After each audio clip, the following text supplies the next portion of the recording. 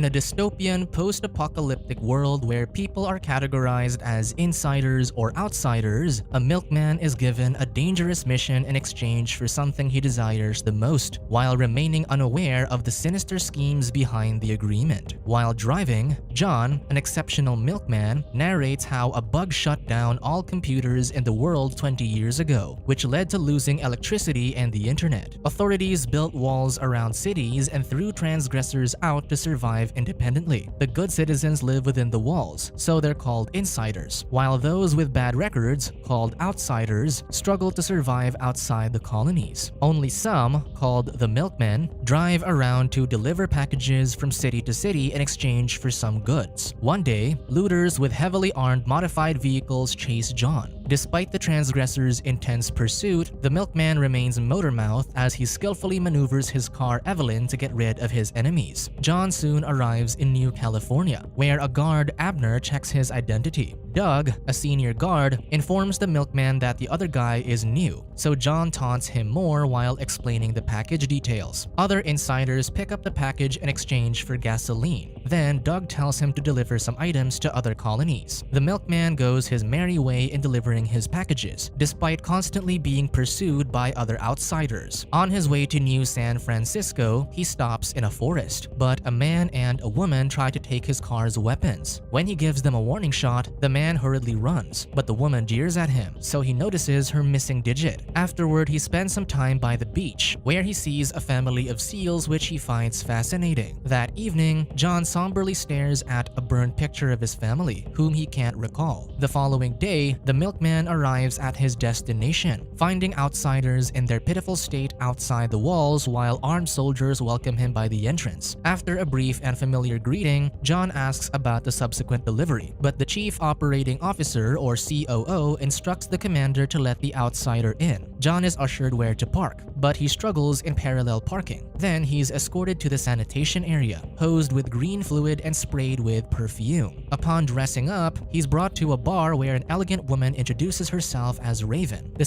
COO of San Francisco. Though she's friendly, John remains wary since his situation is uncertain. Raven tells him he's the only milkman who regularly comes for deliveries compared to others who fail to return. Therefore, she wants to hire him to pick up a secret package and return it to her. However, upon hearing that the item is in New Chicago, an infamous colony, John immediately refuses. Raven authoritatively tells him to stay and declares that she can give him anything he desires with her power. The COO tours him in the city. Seeing such a peaceful sight, John is mesmerized, so Raven offers him to be a citizen if he completes the mission. Meanwhile, in Nevada, police chase after the man and woman John met in the forest. Despite their weapons and driving skills, the police subdue them. In New San Francisco, Raven invites John to her home, where he meets her husband Noah and her baby Dove. The milkman becomes fascinated upon witnessing what a warm family looks like, especially since he lost his childhood memories. Raven asks him again about her offer, and John finally agrees. The family escorts him to the car, and the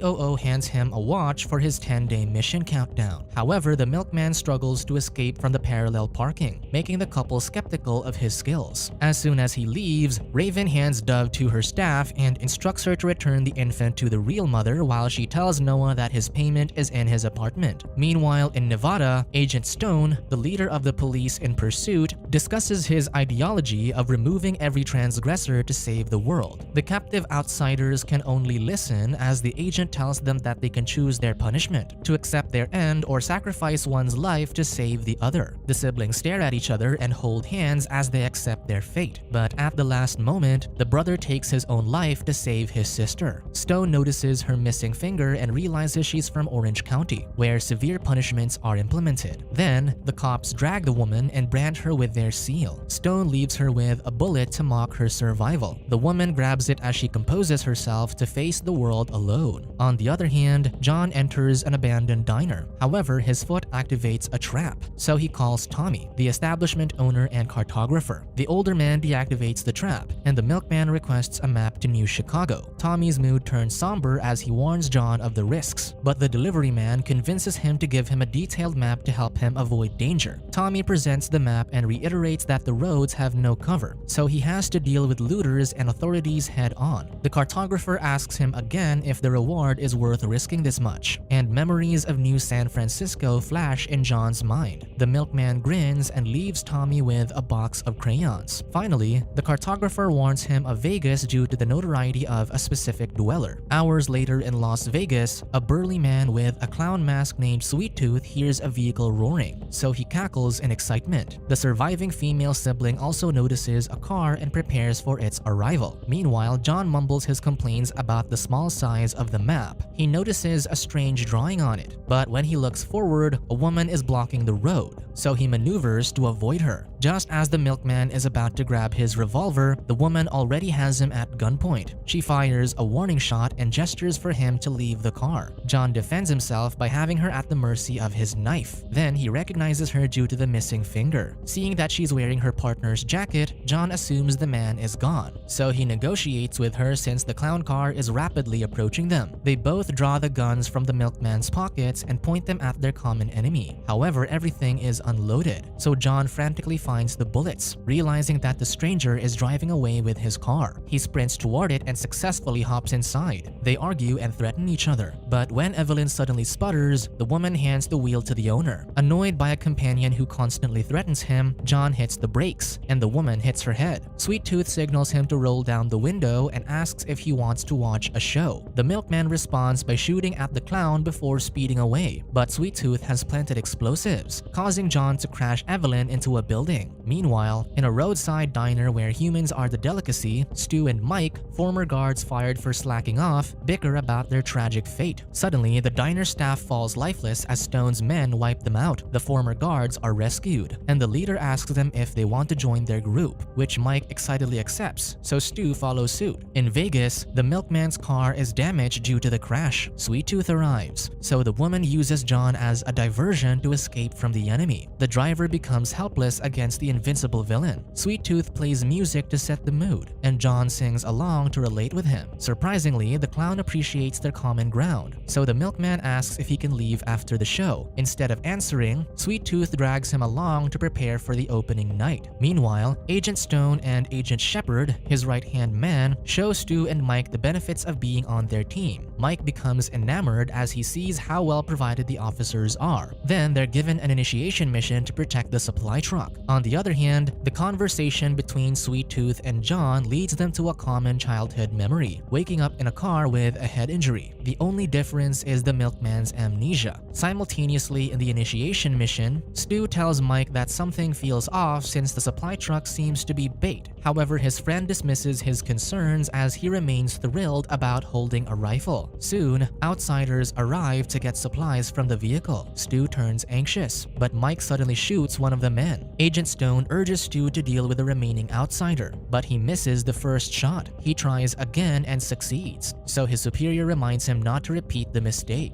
In Vegas, Sweet Tooth tours John in his quarters and introduces his best friend, which is a paper bag. The milkman goes along with him and shares about Evelyn, his car, which the clown thinks is weird. Because of the car's name, Sweet Tooth is reminded of the woman he captured earlier, so he presents her to John. The milkman sees his former companion inside a glass tank as she gestures for him to help her. John refuses to help someone who puts him in danger, but she shows him Evelyn's keys. Due to this, the driver convinces the clown to make the woman an audience too. Sweet Tooth nonchalantly agrees since he's already reserved a table for them. John asks what will happen after the show, so the clown explains that no one has left since nobody lasted the whole show. The burly man offers them food while John persuades the woman to cooperate. However, silence and hostility are her only answers. Finally, Sweet Tooth's performance begins, and the audience soon realizes how boring the lengthy program is. They do their best to stay awake to avoid having a similar fate to those who failed to complete the show. When it's done, the clown asks them for feedback, so John showers him with praises, which the performer knows as pure lies. The woman suddenly comments that it's a dull show below the clown's capability. The men are surprised surprised upon learning she can speak. She signals John to agree with her, and they criticize his performance objectively, pointing out that he has to widen his horizons by exploring the world. Sweet Tooth becomes elated by their honesty and declares that his show will be on the road. The following day, the Milkman fixes his car, and the clown gives them a drawing as a remembrance for being his first fans and the first people who survived his performance. Meanwhile, Mike adjusts well with their team members, while Stu can't recover from taking an innocent life. Sweet Tooth burns his dwellings in Vegas as he sets off to perform outside with his best friend, the paper bag. On the other hand, John and his companion agree that she'll be dropped off at her destination. The man becomes annoyed by not knowing what to call the woman, so he asks her name. However, she remains silent, so John names her Quiet, which she agrees to. Just as hours pass peacefully, they arrive at an open road checkpoint where Mike, Stu, and Shepard keep watch. Stu politely asks for some identification from John, but Quiet recognizes Shepard and immediately points her gun at him. Mike electrocutes her with a stun gun, and she collapses, so the Milkman comes to her aid, but Stu subdues him in the same way. Quiet remembers her brother upon seeing John on the ground, so she stops retaliating. Shepard checks the branding they left her and mocks the woman, making John realize the gist of the conflict. Once escorted into the facility, Quiet realizes it's the Department of Motor Vehicles rather than an actual police headquarters. They're brought to the interrogation room, and Mike taunts them while Stu mimics his friend. Afterward, the former guards inspect Evelyn, and Stu expresses his discomfort toward Agent Stone's leadership. In contrast, Mike adores him, especially after hearing a story about the leader's success in obliterating transgressors alone in his town. Stu finds John's family picture and a map he attempts to hide from Shepard, but his superior immediately notices it. Upon seeing the map, the right-hand man is shocked and immediately reports it to his superior. Stone and Shepard soon enter the interrogation room to confront the captives about the cartographer, since all of the outposts he's built in the past decades are avoided in the sketch. John tries to talk his way out of the problem, but Quiet suddenly spits on Agent Stone, surprising the men. Shepard hits them both, but the woman remains strong as she mocks the leader by implying he's a coward by not having the guts to pull the trigger himself. Before leaving, Stone commands his right-hand man to squeeze out the cartographer's name as memories flood his mind. 20 years ago in a mall in Topeka, the younger Officer Stone interrupted two women to lecture them about smoking. Though he tried to act cool, the ladies belittled him for being a mall cop. He lamely pointed out that he's officially a cop, but before he could retaliate more, phone signals were gone. All electrical devices malfunctioned, and aerial vehicles fell from the sky. Days later, the situation worsened, and as Officer Stone returned to his house carrying supplies, his pregnant neighbor named Maggie offered to help him open the door. He asked how she and her husband Rick were doing, but he soon realized it was a massive mistake as the couple stole all of his weapons before mocking him and hitting him unconscious. In the present time, Stu and Mike are assigned to squeeze the information out of their captives. The cops put earplugs before turning on the Barbie Girl song as their background music while they punish John and Quiet using various methods. However, the captives remain rebellious as John declares how he sees the cartographer as a family. Agent Stone mocks Quiet for trashing her life despite her brother's sacrifice. The woman boils in anger and vows to chase after the leader, which the man takes as an empty threat. Stone tells Shepard they can be compromised due to the mapmaker, so the right-hand man volunteers to inform HQ. However, the leader proclaims that he'll handle it alone. The leader recalls the day when the neighbors stole his weapons, and he miserably cried while drowning himself in liquor. A restaurant owner asked him for help as outlaws kicked him out of his establishment. Stone refused to assist him, so the older man disappointedly commented about his decorative cop title, which pushed the wasted man to get his late father's gun. Upon arriving at the restaurant, Stone discovered that the outlaws were civilians. They explained that they were only trying to get some food. Officer Stone declared they were still breaking the law and commanded them to leave. One of the trespassers recognized him as a security guard, so he insulted his fake identity as a cop. As the civilians laughed at him, he lost his temper and shot everyone. He realized too late that a child was included among those he hurt. However, he blamed the incident on the instigator and justified his actions by saying they broke the law. At present, John and Quiet anxiously wait for their next punishment, and the woman finally opens up about her brother's demise. The Milkman consoles her by saying she's lucky to have clear memories of her loved ones, unlike him. He adds that completing this mission can make him feel that he's someone's family. Soon, their turn has come. and Shepard assigns Stu to escort them. As they head to their destination, the guard can't help but vent his frustrations by blabbering about his insecurities. They arrive at the door and Stu instructs them to open it. The captives panic upon seeing that behind the door is the edge of a cliff. They persuade Stu to help them because he's a good guy. The guard finally agrees in exchange for letting him escape with them. He leads the captives to the storage room to retrieve their key, but Quiet notices her brother's jacket, enlightening her vengeful feelings. Upon realizing she's gone, John tells Stu they must leave. Meanwhile, Quiet finds Shepard, and she asks him the whereabouts of Stone. The agent taunts her more, to which he responds with stern insults before she repeatedly hits him to avenge her brother. Simultaneously, Mike notifies his team about the captives' escape, while Quiet discovers that the enemy HQ is in Topeka. The alarm blares in the facility just before Stu and John get to Evelyn. Unfortunately, the car doesn't work, so the Milkman instructs his companion to push. Quiet pops out and helps them, but when the car starts moving, John and the woman hops in while Stu remains pushing. Evelyn revs, and the trunk suddenly opens, hitting the guard on the head and making him faint. Unaware that the man is not with them, John praises him for doing a great job. Though he briefly debates whether to return or not, he chooses to bid the guard goodbye. Mike awakens his friend and Stu alibis that the captives overpowered him. However, his team surrounds him with hostility. Meanwhile, John complains of being unarmed until he gets to New Chicago. As the risks increase, he asks Quiet where she wants to be dropped off. The woman tells him that her original destination with her brother is a sanctuary city without walls in the Midwest. John asks what it's called, and Quiet recalls the location of the law enforcer's HQ, so she answers that the city is called Topeka.